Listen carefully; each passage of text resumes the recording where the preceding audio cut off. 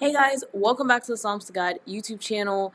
This is Breakfast in Bible. We're talking about the women of God and what it means to be a woman of God. Today we're talking about the daughters of Lot. I'm really excited about this study. I've been kind of struggling with how I want to do the visual aspects of this and the recording of this, mainly because for me, journaling is therapeutic, but also it is just something that I do to help me study and to grow closer to God. And so, you know, forcing myself to journal under a camera every time I journal is very difficult. It makes it a chore as opposed to something that I enjoy. It also dictates when and where I have to be to do so. So, for instance, this is a B5 journal, and I can pretty much fit it in all of my purses. I can fit it in my bag. So, I could, in theory, throw this purse and a couple of pins into my purse or into my book bag, and I could do some of this journaling on my lunch break at work or in between errands when I'm on the go. And I can't really film that. So to say, oh, I'm not going to journal this now, I'm going to wait until I get home and sit at my desk where I have my camera, that makes it harder to be consistent with journaling or to actually get things done. Or it means it's longer sessions when I'm filling in things that I wrote out, in pencil somewhere or wrote in a notes doc to put into the journal later. And I don't really like that. But I also think that for like the content of the video, it's a lot easier to be talking and having like a video of me doing stuff than just the static image of my notebook. I don't know, it's kind of weird. But for this series, as I'm doing this, I will be alternating between things. Sometimes you'll get some live footage of me actually doing the journaling out. Sometimes you will get more static images, which I think I will end up just showing you this, and maybe insert in some still shots of it and have more of a big video of my face and me talking so that you have something that's moving to look at. I don't know. We're going to work through it, but I just wanted to let you know why I'm making the decisions that I'm making. It's not so much that I just don't care about the video quality or whatever. It's just that this is not a job. And at the end of the day, like, I want to inspire you guys to journal as well. I want to inspire you to become closer to God, to deepen your relationship, to get curious. And even if you're not journaling, to do so. I just think that's important for us to spend time in the Word. And I would be a hypocrite if I'm struggling to spend time in the Word myself because I'm only doing it when it's on camera, etc., etc. So, and I also wanted to point it out because for you, again, you may be trying to make sure you do this in a specific space or in a specific setting. Yes, the stickers and the colors, it's very hard to carry all of this all of the time, but you can just pencil in things if you need to, like, for instance, like these boxes or where the dots are. You can just leave blank spaces and do that part when you get home, and then just use your generic pen to write in the stuff here while you're, wherever you are. So that's some of the tips that I want to give you for, improving your journaling on the go as well. So really really quick, I want to do like a brief flip through. This is what my journal looked like the first week in January when I was studying the Daughters of Lot. I have a little section for each day, all the way through. There's a nice little sticker of flowers there, and as you can see, I already started on the next day, which is Lot's wife. You're probably going to end up getting sneak previews all the time because of how I set this up, and because I'll probably be recording intermittently, and I'm not going to skip pages to do the next section. So that is what I have so far. I am going to switch back to a large view, and what I will probably do is just insert in, I'm bringing this down here so I can see it, but I'll insert in larger photos when I edit the video so that you can actually see the text and maybe see better of the actual journal and what we're actually talking about. So the Daughters of Lot, on the first day, I basically did a synopsis of what is happening. I basically read the passage that relates to them, put out some bullet points about what happened, and that was basically the whole of what I did. Usually, I would also do like a word study on the name of the woman that I'm studying. Lot's daughters are unnamed. I did end up doing a word study on their sons' names to see if it told me anything about like their state of mind, kind of like how Leah names her sons kind of after how she's feeling in the moment. Both of the daughters of Lot's sons are named pretty accurately to how they are conceived. One's name is of his father, and the other one is son of my people. If you are unaware, Lot's daughters commit incest to get their sons, so these names make perfect sense. So yeah, basically the story of Lot's daughters is the same as the story of Sodom and Gomorrah. They are in the city and they're there when they receive news from the angels that they should escape. This is in Genesis 19.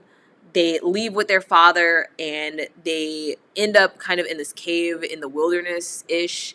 And they have this fear that there will be no men for them, that they will never find husbands, and that they will not be able to continue their father's line. So they get their father drunk, they commit incest, and they become pregnant. They have sons. Each one has one son. They have Moab and Ben-Ami or Ben-Ami. I'm not sure how you pronounce that. But Moab becomes the progenitor of the Moabites, and the other son becomes the progenitor of the Ammonites. Again, people that you hear about quite frequently in the Old Testament. This is their origin story. So that is the basic overview of what happens with Lot's daughters and why we know who they are. So on the second day, I asked a ton of questions about the text that I was reading. Most of these questions, well, the questions are more focused on Lot's daughters, not Lot himself, not on Sodom and Gomorrah. If you read that passage, you could probably come up with questions for years, days and years. I'm not going to read through all of the questions because some of them I think are, I don't want to say redundant, but you could probably guess what some of them are. I will post the entire list and, of course, the pictures in the blog post that I will add to my website.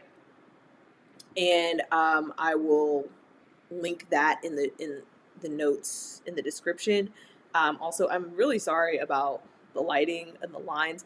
I played with the lighting before I recorded this video for like an hour, and I could not get good lighting. Like, I brought out my ring light, I brought out my mini ring light, I closed the blinds, I opened the blinds, I turned on the top light, I turned it off, and every combination that I did had really bad lighting. This was the best lighting I could get, and I still have these like lines from the blinds, but when I closed them, even with all the lights on, it was too dark, so I left them open. So I'm sorry if the lines bother you or do weird things as I end up moving and talking. Just bear with me. So anyway, back to the questions that I had. One of the things I asked is about the Lot offering his daughters up. So Lot actually offers to give the mob, the townspeople, his daughters when they want the angels. And I'm curious, one, if they knew this, like, were they standing on the other side of the door listening to their father be like, you can have my daughters instead? Or is this something they're completely unaware of? And there are lots of questions around why Lot chose to do this anyway. Like, was Lot aware that the angels would not allow that to happen? Did he actually think that was a better solution? Was Lot in the habit of essentially pimping out his daughters? You know, like, it's a very weird thing. And like, as somebody who has a dad that is a good dad, it definitely is like, I can't imagine my dad doing that, right? And so when you think about something like that, you also kind of wonder what kind of childhood Lot's daughters had and what kind of traumas they may have experienced in their childhood. Like, was Lot actually a good dad? Because in that regard, I would think you would be trying to protect your daughters, not offering them up to the town mob, right? Like, there's just a lot of things that make me wonder what all happened to them as kids, how that might have affected them psychologically, and that might explain why they behaved the way they did in the aftermath. Also, if you continue reading about Sodom and Gomorrah in other passages, a lot of the sins, like, people focus in on a particular sin for Sodom and Gomorrah, but they were known for being sinful in general, and sexual immorality in general was a sin of Sodom and Gomorrah. So incest falls under sexual immorality. So it may not have been as weird in their mind as it is in our mind, because they were born and raised in a very different society. Which, again, some of my questions were about that too. Like, the fact that his daughters were born and raised in Sodom, it reminded me kind of like if you talk to an immigrant where their ancestors or their parents specifically are from a different country and they've been raised in the United States. There are slightly different values and ideas that happen in the child's mind versus the parent's mind. And so this would have been maybe the case with Lot and his daughters. Lot was not from Sodom. He traveled there. But his daughters assumably were born there and were raised there. And so they may have had more in common with the people of Sodom than they did with Lot or Abraham or the people who came from Ur. And that makes me wonder, like, how many friends did they have? Did they lose friends in this judgment? Um, were they in some of the debauchery and the wickedness that were going on? Were they only saved because they were the children of Lot? Or were they like outcasts because they weren't participating in the sins of the city, right? Questions like that came to my mind.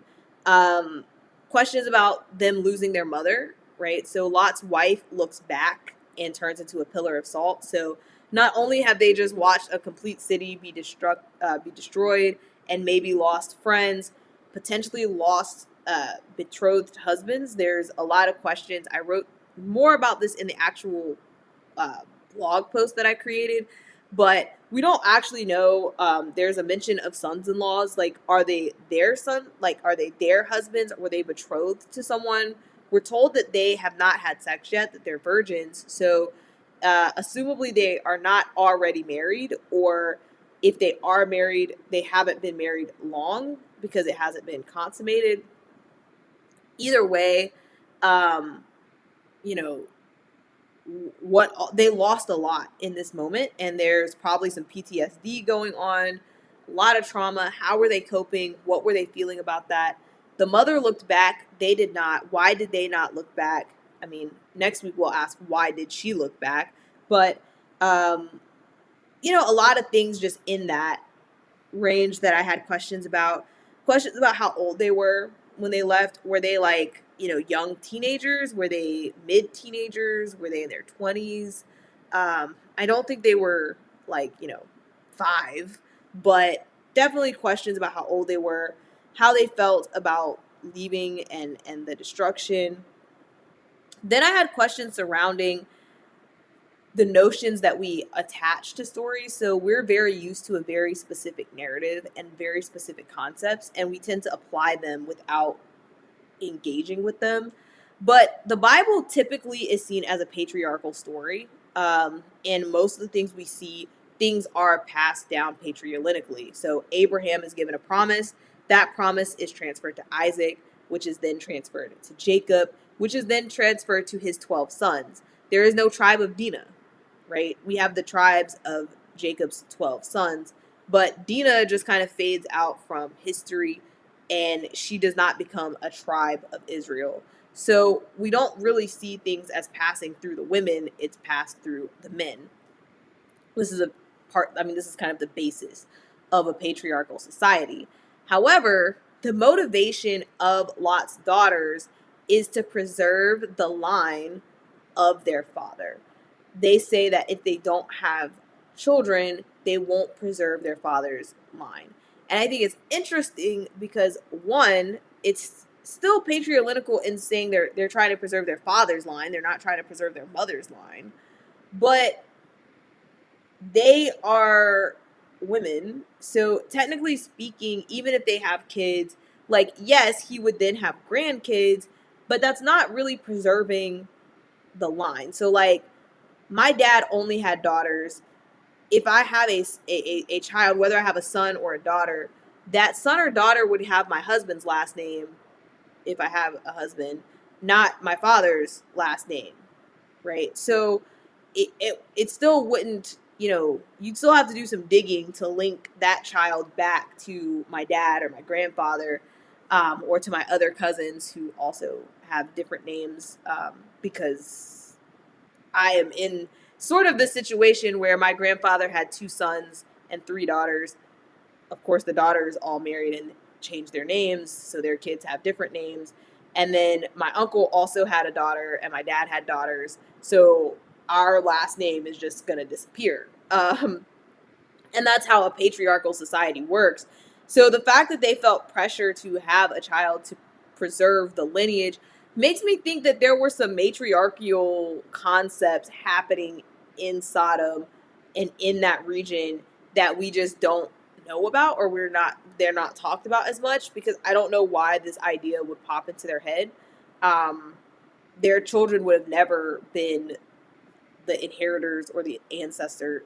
I mean, they would still be ancestors, but or descendants, I guess. But they would never really be the inheritors of the name of Lot, um, whether they were married or not. So it seems like a weird concept. But it also shows that they felt pressure to have children, that they felt like that was the most important thing, even if there was no man there. And I think that that is something that we as women today can relate to. I've had a lot of conversations with my female friends who are believers, and the feelings of attack that come with being older and not married, and people kind of making it seem like you're doing something wrong, there's something wrong with you, women are the problem, etc., etc. But like in this case, they were literally, there was no one there. It didn't matter if they were the perfect women. They could have been perfect Proverbs 31 women, but there were no men in their vicinity for them to marry that they knew of at the time. And that's why they were alone. But they felt pressure to have these kids. They felt pressure to be partnered or to be coupled. And they went to extreme lengths. And I think that that's something that we can really relate to and understand. I think it's something that we should be thinking about as we're living now in a society where people do get married older, and it is harder to find people, whether you are male or female. This is not a dig at men.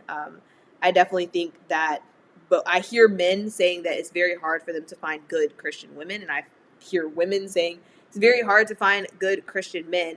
And there's a lot of debauchery in the conversations that are ensuing that I don't think are helpful, but we're not going off into that tangent. My point is that one thing that I realized as I was studying Lot's daughters and reading through this passage is that they had a lack of faith that God would provide a husband for them. They saw the destruction, they saw that there was nothing left, and they felt like there were no men left and they were doomed to be alone forever. And they made decisions out of that desperation. And I can say for a fact that as I have lived through my 20s and now into my mid 30s, I understand how they felt. I definitely have gone through the time where I thought that Mr. Right was right around the corner. Well, when I was in college, it was like, oh, maybe he'll be in my class this semester. Maybe I'll meet him in this organization. Maybe I'll meet him at this event. Maybe I'll meet him when I'm on this internship. Maybe I'll meet him when I go to my new job, when I graduate. Every experience that I had, I felt like, oh, maybe there's somebody here. Maybe I'm going to meet somebody here, et cetera, et cetera. As I got closer to 30, as I got into my 30s, after I had traveled a lot of places, I had been a lot of places, I had met a lot of people, I stopped really feeling like, oh, he's just around the corner. And I started to kind of feel the way Lot's daughters did about being like, oh, I don't know if there's anyone out there. I don't know if this even exists. I don't, and you start having a lot of questions and a lot of doubts.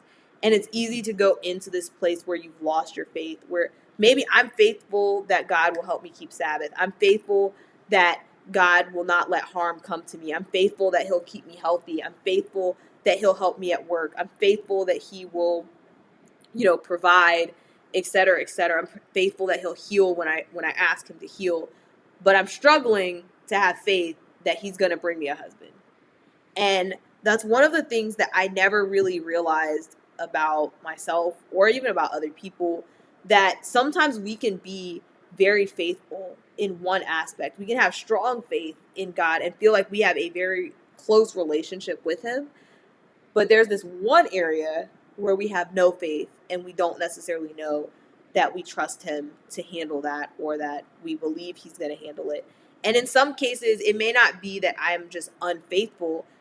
It's more like I believe that God's doing what's best for me, but I believe that maybe what God thinks is best for me is to be single.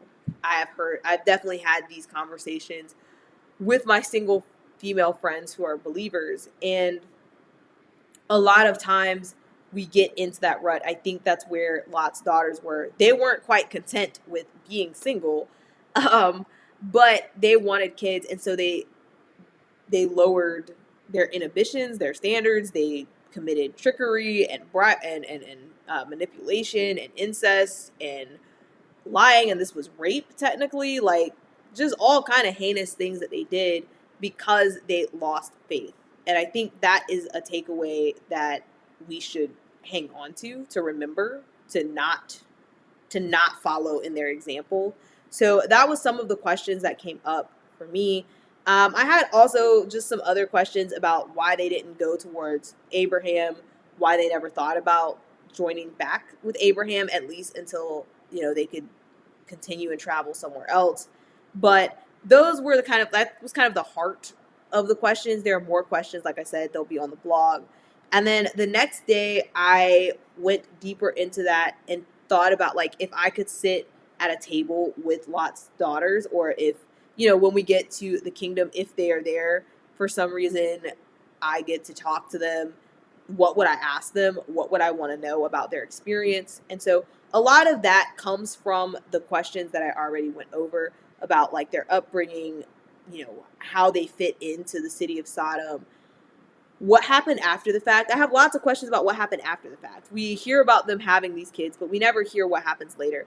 Did they ever find husbands?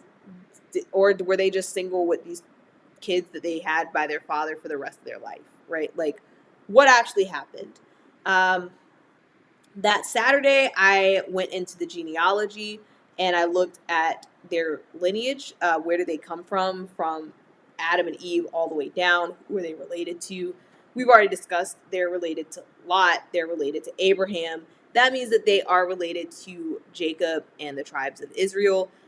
They're basically the same generation as Jacob, which is kind of interesting. So it's kind of like a parallel. So I find it interesting because you have, like, Jacob, you have Lot's daughters, and then Ishmael is like one generation above them, but they all kind of come out of the same promise, and they end up doing different things. But a lot of the nations that we hear about all come from these people who would have been around the same age and existing around the same time, which is, that's kind of cool.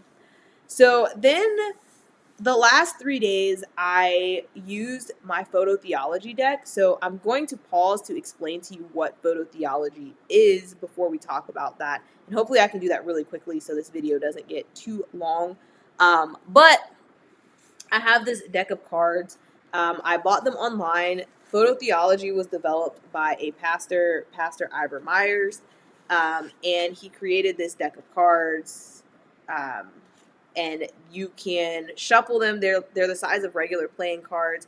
I will say, for those of you who have come to Christianity after having dabbled in things in the occult, you may be off-put by the imagery on the cards. I don't know if the same imagery is on them. I bought these probably like years ago, but there's nothing wrong. The symbols on this card are symbols of God, but the way they're organized on the card, it does kind of remind me of like tarot cards or something. Like, if I didn't know what these were and I just saw them sitting on somebody's desk and I just glanced at them and didn't pay attention to the fact that it's like a cross or like praying hands or something like that, I would be like, are those tarot cards? So if you've dabbled in that before and you're triggered by that, you might not like the actual deck of cards. You might be off put. But I don't generally look at the back of the cards. I look at the front, which is what their purpose is for.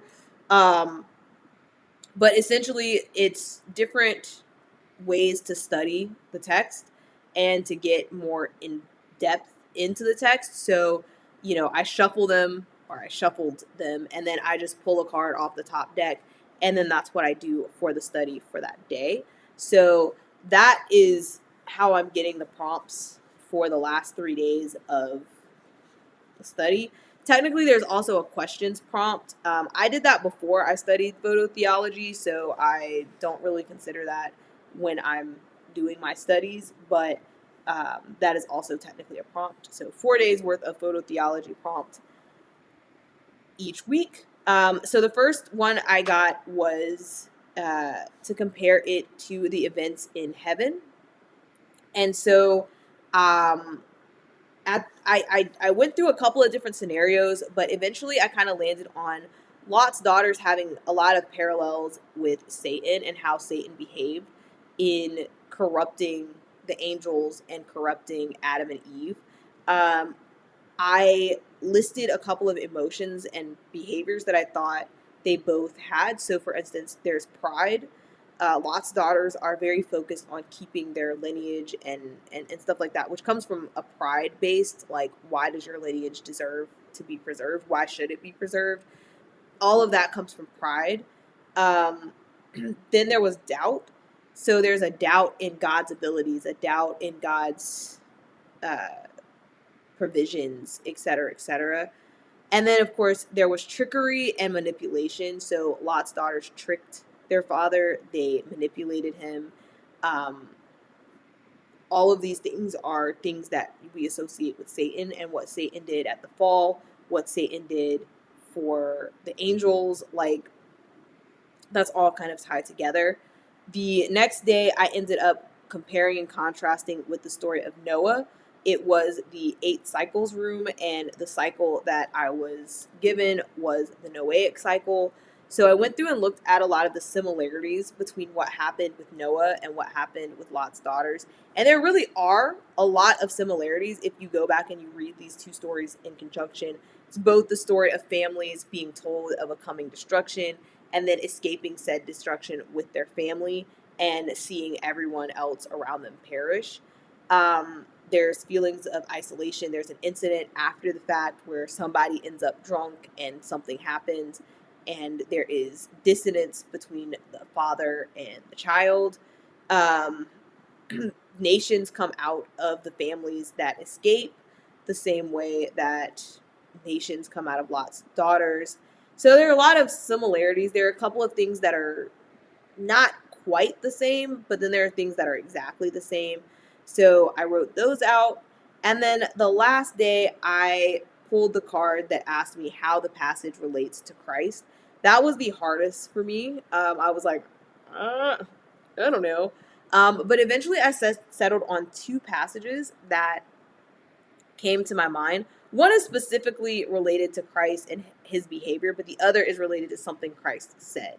So the first one is when the Messiah goes out into the wilderness and is tempted by Satan. So he's out there for, I think, 40 days, and this is in Matthew 4.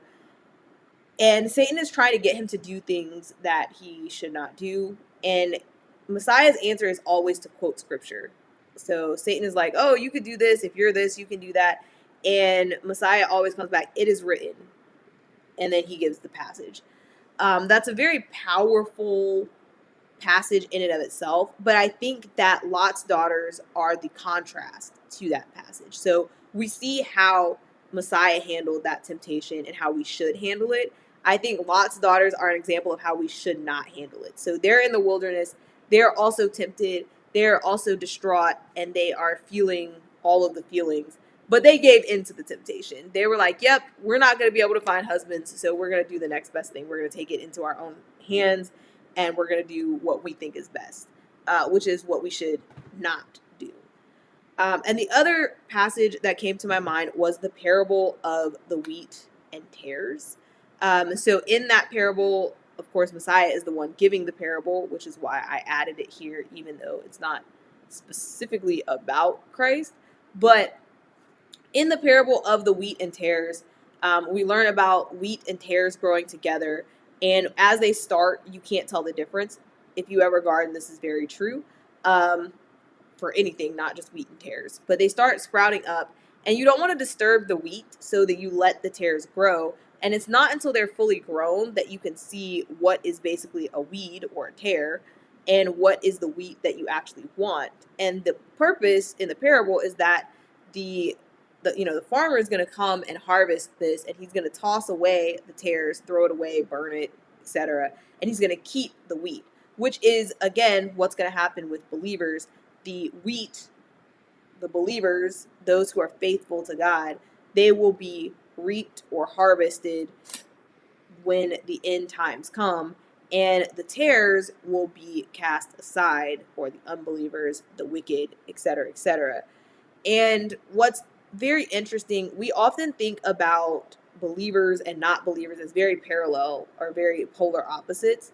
We think of basically like believers and like Satanists, and we think people who are like, I am evil, especially if you watch things like Disney, where the villain is like, I remember there's a scene, I think it's in Sleeping Beauty, where the villain is like, I call upon the powers of evil, and you're like, so you know you're evil and you like being evil, right? Like we have a lot of villains who are evil for the sake of being evil, and they know they're evil and they're okay with being evil.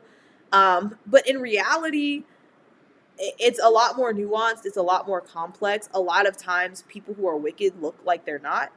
This is one of the major problems we have with Christianity in general, is you have a lot of people who profess to be Christians that are just wicked people. They're evil. They're doing heinous things, and then that's being applied to the faith as a whole. And then you have people who are actually out here serving the people. They're actually out here doing good. They're actually being faithful.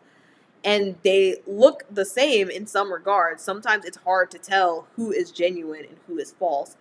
And as time goes on, of course, the fruit sprouts, and then you're able to see who is a tare and who is a weed. And who is wheat. So I think that parable came to my mind, not only because it's just relevant to pretty much everything in life, but with Lot's daughters, they looked the same way Lot did. They left, they followed, they were obedient, they were faithful, and they didn't look back, right? They did all of the things they were supposed to do. But then when they get into the deep depths of it, they did not have the faith. They turned back. And I'm not saying they were necessarily a tare, because I think we all experience this. I mentioned this earlier. I think we all may struggle in certain aspects of our life having faith there. And again, they may have repented of this afterwards. I don't know what happened in the we're never told anything else about Lot's daughters and how they proceeded about their lives after this effect. And again, they were experiencing some PTSD. I don't know how long after they left they committed these acts, but I don't necessarily think they were in their right minds when they did this. But it is a way of showing how, like, sometimes there will be people who will do the right things. They will listen. They will seem to be obedient, and they will escape with you. But they can still lead you into destruction. They can still lead you into bad things. We can be that person. We can do X, Y, and Z correctly and still end up being a tare and doing, ABC wrong. And so that's why that came to my mind for that last day. Anyway, that is what I studied for Lot and his daughters. This information and screenshots of the journal pages will be on the blog that you can look at on my website. It will be linked below. Next week, we'll be talking about Lot's wife. And thank you for tuning in. See you guys soon.